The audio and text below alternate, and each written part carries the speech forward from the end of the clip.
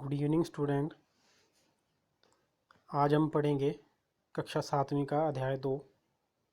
इसका नाम है भिन्न व दशमलव, फ्रैक्शन एंड डेसिमल। प्यारे बच्चों, इससे पहले आप लोगों ने अध्याय 2 की प्रश्नावली 2.1 और 2.2 की पढ़ाई कर ली थी।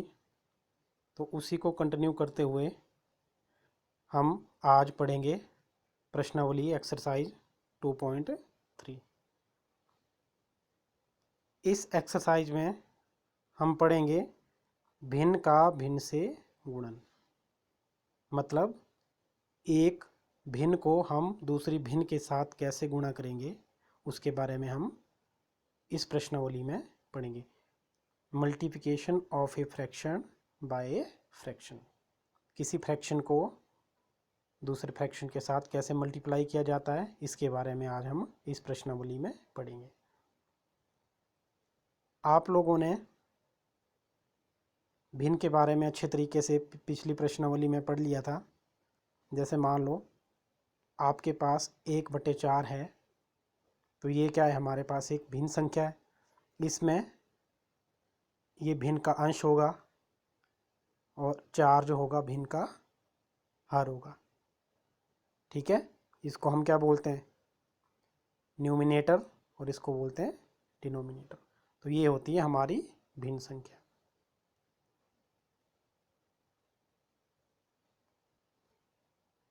जैसे एक्सरसाइज 2.3 में हम क्वेश्चन नंबर 1 का बी पार्ट लेते हैं। इसमें क्या दिया है, 3/5 का 1/4।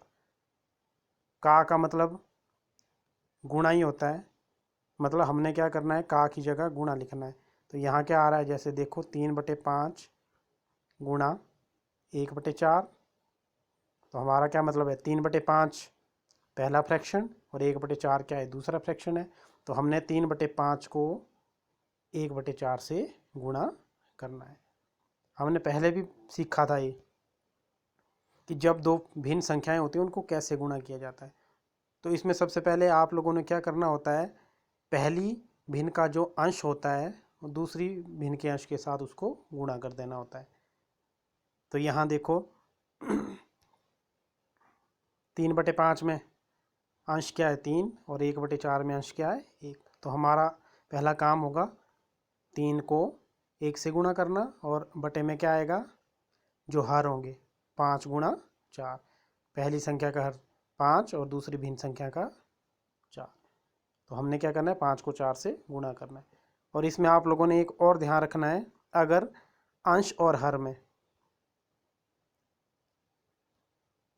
ये 3 गुणा 1 बटे 5/4, इसमें अगर आप लोगों को कोई ऐसी संख्या मिल जाती जो एक दूसरे के साथ डिवाइड हो जाए तो आप इसको डिवाइड भी कर सकते हैं। पर यहाँ देखो आप लोग देखेंगे कि अंश में क्या है, 3 गुणा 1 है और नीचे 5 गुणा 4 है। तो 3 और नीचे हर में कुछ भी ऐसा डिजिट या अंक नहीं है जिससे हम इसको डिवाइड कर सकें। तो हमारा सीधा काम क्या होगा, 3 × 1 और सीधे 3 आ जाएगा, और 5 गुणा 4 को अगर मल्टीप्लाई करेंगे तो 3/20 आ जाएगा। ये हमारा क्या होगा, आंसर होगा।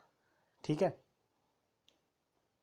अब मान लो इस पूरी प्रश्नावली में बिल्कुल एक जैसे सम है, कोई ज़्यादा मुश्किल काम नहीं है, प्रैक्टिस करनी है, सिर्फ प्रैक्टिस करने वाला काम है। क्वेश्चन नंबर 2 में देखते हैं। जैसे क्वेश्चन नंबर 2 में क्या दिया है, गुणा कीजिए और न्यूनतम रूप में बदलिए। वही प्रश्न आ गया, वहाँ ऊपर का दिया था, इसका मतलब भी मल्टीप्लाई होता है, और यहाँ बोला है डायरेक्ट गुणा कीजिए और न्यूनतम रूप में बदलिए। हमने पहले भी डिस्कस किया था, न्यूनतम रूप लोएस्ट फॉर्म। लोएस्ट फॉर्म का मतलब होता है कि सबसे छोटे से छोटे रूप में कन्वर्ट करना होता है। जैसे मान लो आपके पास 2/4 आ जाता है, तो अगर हमने इसका न्यूनतम फॉर्म या लोएस्ट फॉर्म बनानी हो तो हमने क्या करना है, इसको और डिवाइड करते जाना है, मतलब बिल्कुल छोटे से छोटे रूप में इसको कन्वर्ट करना है, ताकि अंश और हर में आपका कॉमन फैक्टर कोई भी दिखाई ना दे। कॉमन फैक्टर का मतलब है कि अगर हम किसी संख्या से दोनों संख्याओं को डिवाइड करें अंश और हर को, तो डिवाइड नहीं होना चाहिए। तो यहाँ देखो अंश में 2 है, यहाँ 4 है, 2 और 4 आपका एक ही पहाड़ी में आ जाता है, मतलब डिवाइड हो जाएगा। तो 2 × 1 = 2, यहाँ 1 आ जाएगा, और यहाँ 2 × 2 = तो हमारा क्या आ गया 1/2। तो ये आई हमारी लोएस्ट फॉर्म। अब देखो 1/2 में कोई भी ऐसा कॉमन फैक्टर नहीं होगा, ठीक है। तो ये होता है लोएस्ट फॉर्म। तो अगर पॉसिबल हो तो हमें क्या करना है, इसको लोएस्ट फॉर्म में भी कन्वर्ट करना है, ठीक है। मान लो क्वेश्चन नंबर 1 क्या दिया इसमें, 2/3 इंटू 2 सही 2/3, ठीक है। तो पहला देखो 2/3 तो सिंपल भिन्न है, ये क्या है 2 सही 2/3, ये एक मिश्रित भिन्न है, इसको मिक्स फ्रैक्शन बोलते हैं। तो काम हमारा वही है, फ्रैक्शन को फ्रैक्शन से ही मल्टीप्लाई करना है, पर यहाँ हमारा मिक्स फ्रैक्शन आ रहा है, मतलब हमारा मिश्रित भिन्न आ रही है। तो इसमें हमने हमारा सबसे पहला काम क्या होगा, हमने इसको किस में कन्वर्ट करना है, सिंपल फ्रैक्शन में। तो ये भी हमने पहले सीखा था कैसे कन्वर्ट करते हैं इसको। 3 को 2 से मल्टीप्लाई होगा, 3 को 2 से मल्टीप्लाई होगा और फिर 2 ऐड कर दिया जाएगा। तो मतलब क्या आ जाएगा, 3 को 2 से गुणा करेंगे तो 6 + 2 हमारा क्या आ जाएगा 8। और जो हर होता है, जो हमारा डिनोमिनेटर होता है वही रहता है, ठीक है। तो जैसे 2/3 वही आ गया हमारा ये, और इसको कन्वर्ट किया तो हमारा क्या आ गया 8/3। कैसे 8/3, हर को इस पूर्ण संख्या से गुणा, 3 दूनी 6, और फिर जो ऊपर अंश में होता है उसको जमा कर देते हैं, 3 दूनी 6 जमा 2 8 आ गया 8/3, ठीक है। तो ये क्या हो गया, जो हमारी ये मिश्रित भिन्न थी, मिश्रित भिन्न को हमने कन्वर्ट कर दिया भिन्न में, ठीक है। तो अब देख लो जो क्वेश्चन नंबर 1 में किया था वही काम हो गया ना हमारा दोबारा। अब क्या करना है, 2/3 को गुणा करना है हमने 8/3। यहाँ भी हम वैसे ही कर सकते हैं कि हमने देखना है कि आपस में अंक डिवाइड तो नहीं हो रहा है। और जब डिवाइड करने की बात आए तो पहले भी आपको बताया जा चुका है कि अंश को हर के साथ डिवाइड करना है और हर को अंश के साथ। और जब मल्टीप्लाई करने की बात आए तो अंश को अंश के साथ, हर को हर के साथ, ठीक है। तो यहाँ भी, यहाँ 2 है अंश में, ठीक है, ये 2 है, और नीचे हर में देखो कोई भी ऐसी संख्या नहीं है जो 2 से डिवाइड हो। तो हमारा यहाँ भी सीधा काम क्या हो जाएगा, 2 को 8 से मल्टीप्लाई 16, और 3 को 3 से मल्टीप्लाई 9, 16/9। और यहाँ देखो बोला है लोएस्ट फॉर्म में, तो लोएस्ट फॉर्म में अगर 16 और 9 डिवाइड हो जाते हैं, ठीक है, या किसी संख्या से बीच में इनको डिवाइड किया जा सकता है, तो आपने करना है उसको, और उसको न्यूनतम रूप में भी कन्वर्ट करना है। पर यहाँ वो पॉसिबल नहीं है, तो हमारा आंसर यही आएगा। क्वेश्चन किस हिसाब से पूछा गया आप लोगों ने उस हिसाब से आंसर करना है। कई बार यही प्रश्न आपको ऐसे पूछा जाता है कि इसको फिर मिश्रित भिन्न में कन्वर्ट करो, इसका फिर मिक्स फ्रैक्शन बनाओ, तो दोबारा से इसको फिर मिश्रित भिन्न में कन्वर्ट करना है। वो आप लोगों को पता है कि 16 को 9 से भाग करना है और फिर उसको मिक्स फ्रैक्शन में कन्वर्ट करना है, ठीक है। इसी तरीके से अगला क्वेश्चन नंबर 2 का हमारा 6th पार्ट, 11/2 को गुणा करनी है 3/10। देखो वही क्वेश्चन आ रहे हैं, बार बार वही क्वेश्चन है, कोई नया काम नहीं, सिर्फ प्रैक्टिस का काम है। जितनी आप प्रैक्टिस करेंगे उतना आप लोगों को आ जाएगा। यहाँ भी वैसे ही आ रहा है, 11 को 3 से, अंश को अंश के साथ, 11 को 3 से किया 33, और 2 को 10 से किया 20, आपका क्या आ गया हर आ गया। और यहाँ भी वही काम है, लोएस्ट फॉर्म में कन्वर्ट करना था, पर पॉसिबल नहीं है क्योंकि कोई भी कॉमन फैक्टर नहीं है, डिवाइड नहीं किया जा सकता है। तो आपका आंसर सीधे क्या आ जाएगा 33/20, ठीक है। एक और एग्जांपल ले लो, क्वेश्चन नंबर 3 का 5th पार्ट लेते हैं। जैसे इसमें क्या दिया है, 3 सही 2/5, इसको गुणा करना है 4/7 से। यहाँ क्या आ गया, ये पहली मिश्रित भिन्न आ गई, दूसरी भिन्न आ गई। जैसे ये वाला क्वेश्चन किया था हमने वैसे यही, वहाँ क्या था, पहले भिन्न थी बाद में मिश्रित भिन्न थी, यहाँ अब मिश्रित भिन्न आ रही है, पहले काम वही है। इसमें पहला काम हमने क्या करना है, मिश्रित भिन्न को सिंपल भिन्न में कन्वर्ट करना है। तो कैसे करते थे, हर को पूर्ण संख्या से, पूर्ण संख्या यहाँ 3 है, 5 को 3 से, 5 3 15, और ऊपर अंश जो होता है वो जमा हो जाता है, तो क्या आ जाएगा 17/5, ठीक है। 17/5 को फिर 4/7 से गुणा करना, वही काम आ गया हमारा। फिर ये देखो 17 को 4 से किया 68 आ गया, 5 को 7 से किया 35। तो ये हमारा क्या आ गया आंसर। ठीक है, यहाँ कुछ कोई भी कंडीशन नहीं थी कि आप न्यूनतम रूप में कन्वर्ट करो या मिश्रित भी में बदलो। तो ये आपका क्या होगा आंसर, यही आ सकता है। ठीक है, बाकी जो इसके बाकी क्वेश्चन होंगे उनको आप लोगों ने रिवाइज करना है और प्रैक्टिस करनी है। कोई प्रॉब्लम नहीं आएगी, पर प्रैक्टिस करनी पड़ेगी आप लोगों को। ठीक है, अब क्वेश्चन नंबर 4 देखते हैं। क्वेश्चन नंबर 4 में क्या दिया है कि कौन सी संख्या या कौन बड़ा है, ग्रेटर कौन सा है। यहाँ क्या है, क्वेश्चन नंबर 4 का फर्स्ट पार्ट लेते हैं हम। यहाँ क्या पूछा है, 3/4 का 2/7 अथवा 5/8 का 3/5। यहाँ देखो पूछा है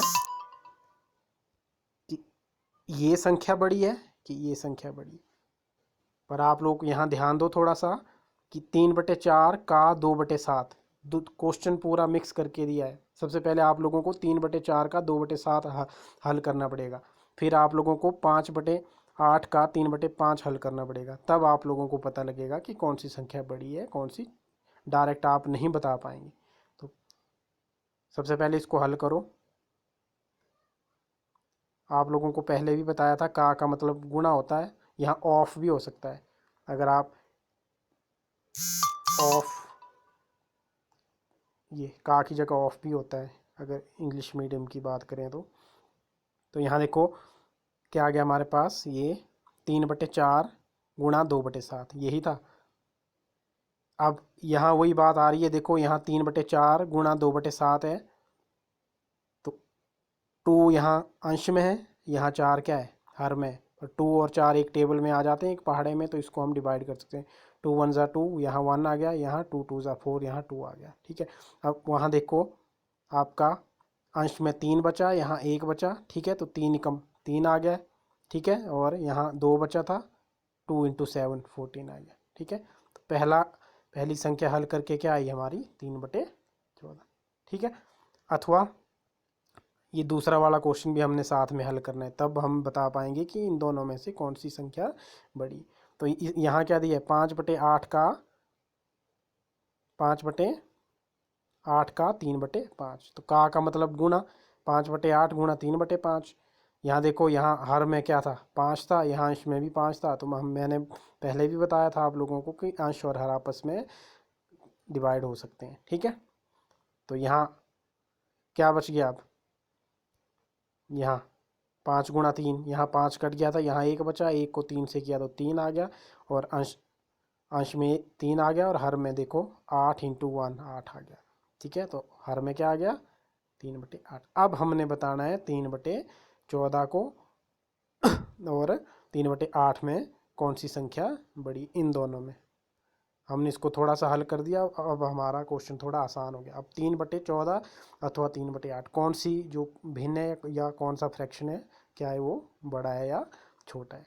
ठीक है, तो यहाँ देखो हमने पहले सीखा था कि दो तरह से हम इसको बता सकते थे। या तो हम क्या कर सकते थे, इसके जो हर होते हैं हरों को बराबर करना होता था, या हर जो न्यूमिनेटर इसका डिनोमिनेटर होता था हर, ठीक है, ये इसको बराबर करना होता था। जैसे यहाँ 14 है यहाँ 8 है, दोनों जगह एक कॉमन हर भी बना सकते थे एलसीएम लेके। पर यहाँ देखो अंश देखते हैं हम, अंश क्या है, यहाँ 3 है यहाँ 3 है, तो एक हम आसानी से इसको ऐसे ही जज कर सकते हैं। 3/14 है हमारे पास, बटा का मतलब होता है 3 को 14 से भाग हो रहा है, तो 3 को 14 मतलब 3 को 14 बार भाग कर रहे हैं हम। ठीक है, 14 से भाग कर रहे हैं, 14 टुकड़े कर रहे हैं 3 के। और यहाँ 3/8 है, तो 3 के कितने भाग कर रहे हैं 8। तो देख लो किसी संख्या के अगर 14 भाग होंगे या किसी संख्या के 8 भाग होंगे, तो कौन सा भाग बड़ा होगा। जिसके 14 भाग होंगे उसके 14 टुकड़े तो और छोटे छोटे टुकड़े होंगे, अगर 8 करेंगे तो बोलने का मतलब है कि 3/8 हमारा बड़ा होगा। तो ये भी एक तरीका होता है। अगर ये तरीका इस हिसाब से नहीं करना है तो आप लोगों ने इसको क्या करना है, आप लोगों ने अच्छे तरीके से पढ़ा था पिछली कक्षा में या पिछली एक्सरसाइज में कि क्या करना है, हर बराबर करने, हर बराबर करके फिर देखना है कि किसका अंश बड़ा है। वो तरीका भी आप लोगों को आता है। अगर ऐसे करेंगे तो इसमें भी कोई दिक्कत नहीं है। लग गया पता। ठीक है, तो इससे 3/8